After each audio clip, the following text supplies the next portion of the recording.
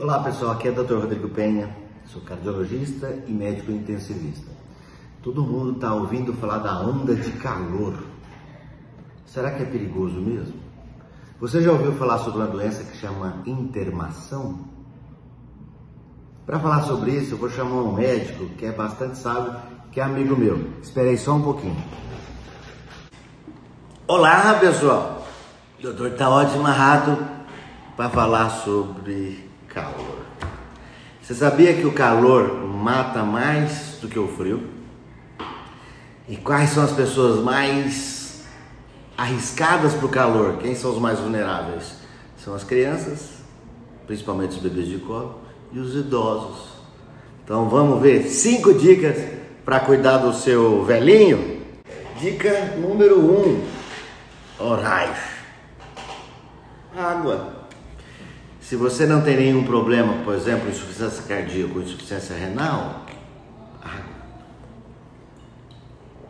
água fresca, não precisa ser muito gelada e várias vezes ao dia, durante o trabalho, mesmo se você não tiver sede, porque a gente começa a ter dificuldade de transpirar. Quando a temperatura está muito quente, você vai tendo dificuldade de transpirar.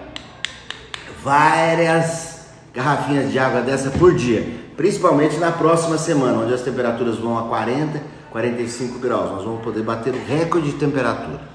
Além da água, alimento fresco.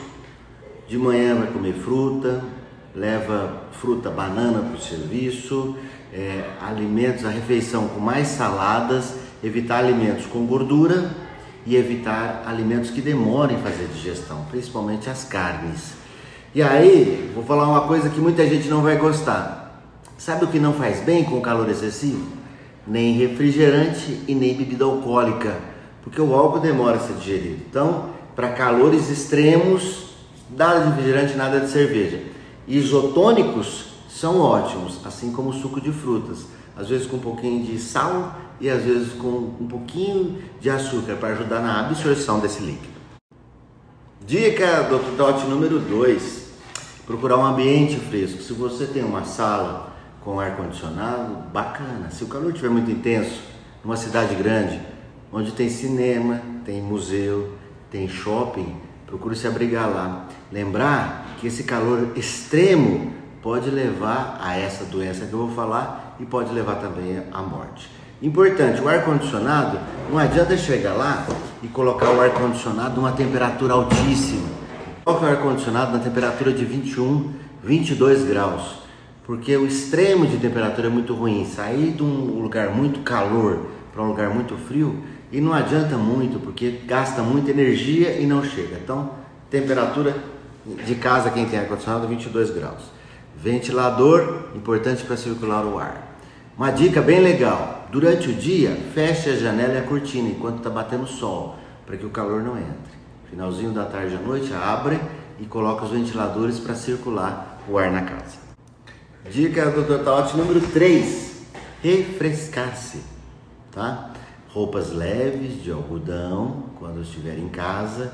Tenha água próxima para você molhar o punho, onde tem circulação, o pescoço, a nuca, né? Colocar toalhas molhadas, como os jogadores de tênis, de basquete, de futebol faz. Colocar uma toalha molhada sobre o pescoço ajuda bastante. Com certeza você não vai ficar gripado, não vai ficar endifruxado por causa de umidade, não. Pode colocar que vai ajudar o processo da transpiração. Muita atenção com idosos e crianças.